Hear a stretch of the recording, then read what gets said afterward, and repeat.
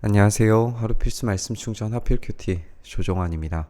오늘 함께 나눌 하나님 말씀은 레위기 15장 19절에서 33절까지 말씀입니다.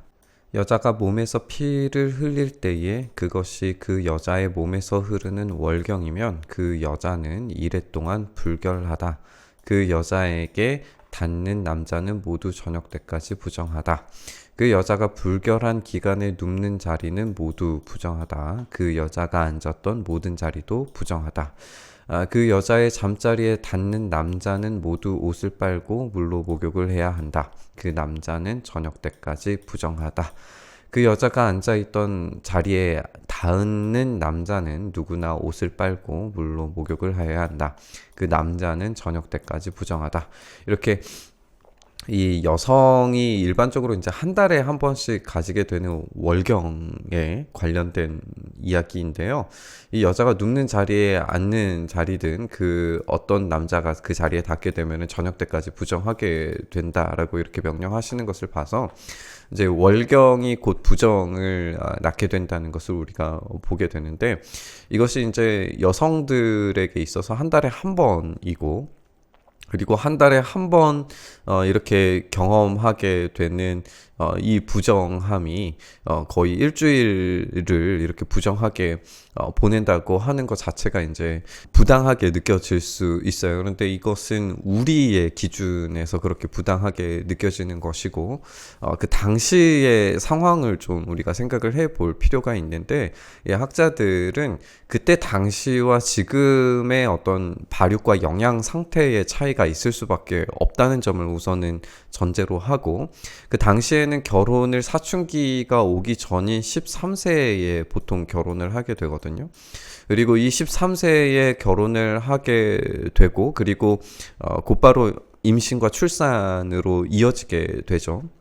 그리고 임신과 출산으로 이어질 때에 이 그 수유를 하는 과정에서 보통 수유를 2년에서 3년까지도 한다라고 해요. 그러면은 우리가 이 만 3세니까 우리로 치면은 거의 한 5세까지도 이런 수유를 계속 반복하게 되면은 그 모유 수유를 하는 과정 가운데서는 이제 생리가 늦춰질 수 있다는 것을 이제 지적을 하게 되고, 또 한 가지는 뭐냐면 이제 대가족에 대한 욕구가 이 당시 사람들에게는 굉장히 강했죠. 그러다 보니까 한두 아이만 낳는 것이 아니라 뭐 10명 넘게의 이 대가족을 이루게 되면은 이 여성이 물론 이제 임신과 출산이라고 하는 것이 당시에도 굉장히 이제 위험한 순간들이 있기는 했었지만, 이 여성들이 이런 생리로 인하여서 부정하게 되는 것을 경험하는 것은 극히 이제 적었으리라고 하는 지적을 하고 싶은 거예요. 어쨌든 이제 이 여성들이 이런 부정함이라고 하는 것이 죄와 곧바로 연결되는 것이 절대 아니라는 사실도 우리가 좀 지적을 해야 될 것 같습니다. 부정함은 그 사람의 부정한 사람의 행동을 제한하는 것은 사실이지만 그것이 곧바로 죄로 직결되지는 않아요. 그것이 죄와 직결되는 상황이 한 가지가 있는데 그게 바로 예배입니다. 그걸 이제 주의하라라고 이제 말하는 것이고, 우리가 이제 이후에 이제 본문들을 조금 더 읽어보면 이것은 여성의 행동을 규약하고 규제하기 위한 것이 아니라 오히려 보호하기 위한 차원이라는 것을 우리가 좀 생각을 해볼 수가 있어요. 좀 계속 읽어보죠. 어떤 남자가 그 여자와 동침하게 되면, 그러니까 생리를 하고 있는 여자와 동침하게 되면 그 여자의 불결한 상태가 그 남자에게 옮아서 이래 동안 부정하게 되고 그 남자가 눕는 자리도 모두 부정하게 된다라고 이렇게 되어져 있어요. 부정이 지금 남자에게 전염된다는 것을 우리가 알 수가 있죠. 그렇다면 남성이 예배자일 경우에 이 예배자가 지금 불결한 상태에 있는 여성과 동침했을 때에 일주일 동안 부정하기 때문에 예배가 금지되고 드릴 수가 없게 되는 거예요.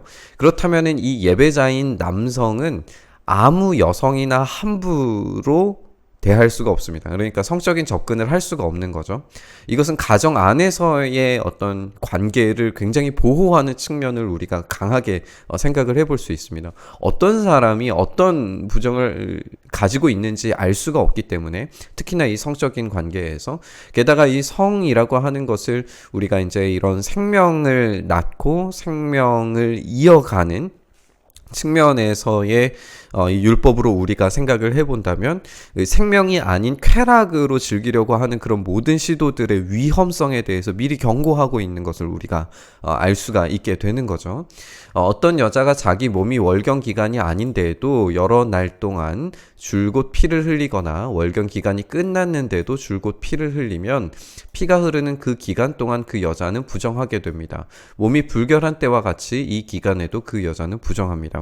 이건 이제 이 정기적인 출혈이 아니라 비정기적인 출혈인데, 계속해서 이제 부정하게 되는 거예요. 물론 이제 여성들이 생식 기관에 어려움들이 있을 수 있죠. 남성도 마찬가지였고, 이런 생명을 잉태하지 못하는 상태에서 이런 부정함이 있을 수 있는데, 그것들을 함부로 이제 다루게 되면 그 여성뿐만 아니라 남성까지도 이제 부정하기 때문에, 이들은 이제 예배가 불가능하다는 것을 이제 강조하고 있는 것을 우리가 보게 되는 거예요. 그 여자가 피를 흘리는 동안 눕는 자리는 모두 월경 기간에 눕는 자리와 마찬가지로 부정하고, 여자가 앉는 자리도 월경 기간에 앉는 자리가 부정하듯이 부정하다라고 이렇게 말씀하시고, 누구나 이런 것들에 닿으면 부정하다. 그는 옷을 빨고 물로 목욕을 해야 된다. 저녁 때까지 부정하다. 그러나 흐르던 피가 먹고 나서도 정하게 되려면 그 여자는 이래 동안 기다려야 한다. 그 다음에 정하게 된다. 여드레째 되는 날에 그 여자는 산비둘기 2마리나 집비둘기 새끼 2마리를 회막 어기 제사장에게로 가져와야 한다.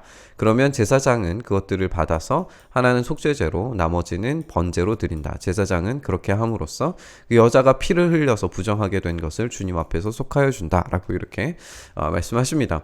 이제 이 부정에 대한 이유와 근거를 이렇게 설명을 하시는 건데, 너희는 이스라엘 자손이 부정을 타지 않도록 해라. 그들 가운데는 나의 성막을 부정하게 하였다가는 그것 때문에 그들은 죽음을 면하지 못하게 된다 라고 이렇게 말씀하십니다. 그러니까 이 부정을 피하는 이유는 예배 때문입니다. 이 예배는 거룩한 곳이고 이 생명이 흘러가는 곳이기 때문에 이 거룩한 곳에 정결한 자만 들어갈 수 있어요. 그런데 거룩한 곳에 부정한 자가 들어가면은 죽는 겁니다. 부정은 죽음과 연결이 되어져 있고 거룩은 생명과 연결이 되어져 있어요. 그 사이에 이제 정결이라고 하는 연결다리가 있는 것인데, 우리는 이 정결한 예식을 통하여서 거룩으로 나아가서 생명을 얻어야 되는데, 이 부정한 자가 이 정결함 없이 곧바로 생명으로 나아가려고 했을 때 죽게 된다는 사실을 이 본문을 통해서도 다시 한번 생각을 해보게 되는 겁니다. 우리가 남성과 여성의 어떤 생식적인 이런 활동들이 왜 부정하게 되는가에 대해서 모든 것을 다 설명해 주지는 않지만, 그들이 행동을 규약하고 그들의 어떤 생명에 빠져나가면 잉태되지 못한 것으로 어떤 성적인 쾌락만을 추구하려고 하는 그 모든 시도들에 대해서 하나님께서 부정함으로 묶으시면서 그들이 생명 없는 쾌락을 추구하지 않도록 주의시키신다는 것을 우리가 생각을 해볼 수가 있고, 그래서 그 모든 욕구들이 이 생명을 향하여서, 예배를 향하여서, 거룩을 향하여서 구조화되게 되어져 있다라고 하는 사실을 이 본문을 통해서 생각을 해볼 수가 있습니다. 이렇게 남자가 상기에서 고름을 흘리거나 정액을 흘려서 부정하게 되었을 때, 그리고 월경 상태에 있는 여자와 부정한 것을 흘리는 남녀와, 그리고 월경 상태에 있는 여자와 동침한 여자가 지켜야 할 규례를 이렇게 명령을 하고 계십니다. 여성의 월경이 이 시대의 월경과는 차이가 있다라고 우리가 살펴봤고요. 그리고 그 상태는 대략 이 생명의 잉태, 이 임신과 연결되어 있다는 것도 우리가 생각을 해 봤습니다. 우리는 동일한 원리를 남성과 여성에게서 이제 발견할 수 있는 것인데, 이 성이라고 하는 것이 생명과 직결된 것이고, 또 생명에 대한 책임이 반드시 수반된다는 점을 이 본문을 통해서 다시 생각을 해볼 수가 있습니다. 부정이라고 하는 것이 곧바로 죄와 연결되지는 않는다는 것도 한번 잘 생각을 해보셨으면 좋겠는데, 우리가 이제 남성이 사정을 했을 때에 이 정액을 배출했을 때에 정결하게 되는 것은 어떤 예배가 필요하지 않아요. 그냥 하루가 지나고 씻기만 하면 됩니다. 여성도 마찬가지입니다.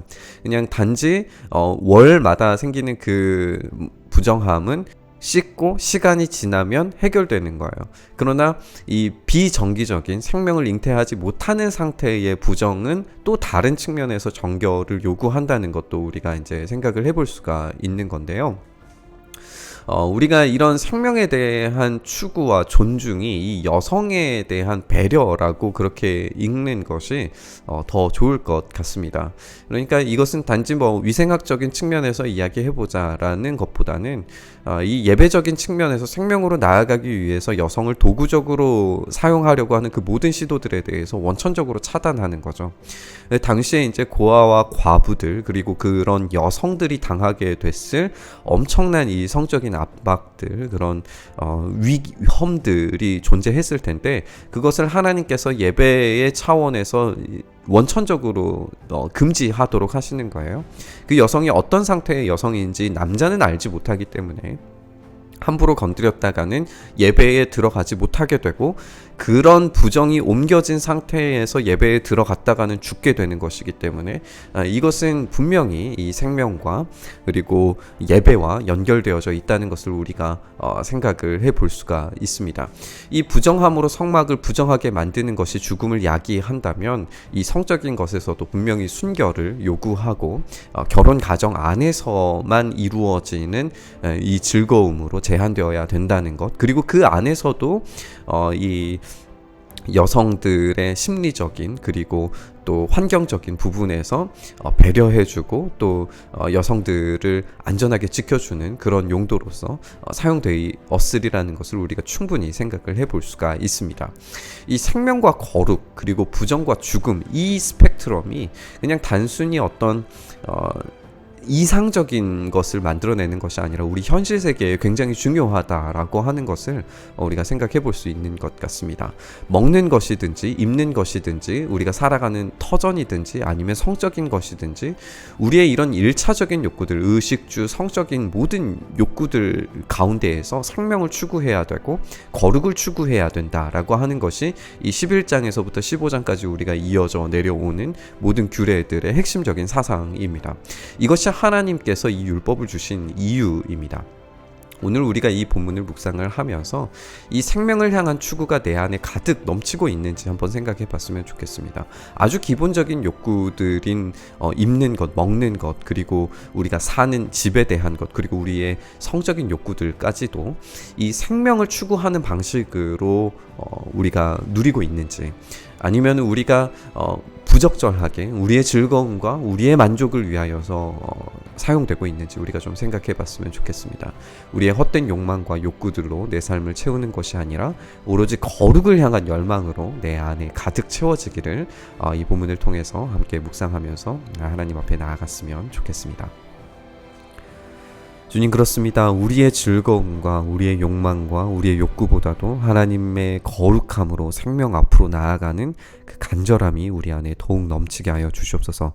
그래서 먹든지 마시든지 무엇을 하든지 주님의 영광을 위하여, 주님의 거룩을 위하여 그 생명 얻기를 간절히 바라는 마음으로 우리가 누리고 즐기고 기쁨으로 받을 수 있도록 주님, 우리의 삶의 구조들을 만들어 가도록 주님이 일하여 주시옵소서. 이렇게 우리의 결단과 우리의 마음 가운데 일하여 주시고 그 거룩함으로 나아가는 우리를 불쌍히 여기시고 긍휼히 여기셔서 하나님의 놀라운 생명의 능력이 우리 가운데 가득 채워지도록 주님 일하시고 인도하여 주시옵소서. 그렇게 우리 가운데 일하여 주시기를 간절히 소망하며 우리 주님 예수 그리스도의 이름으로 기도드리옵나이다. 아멘.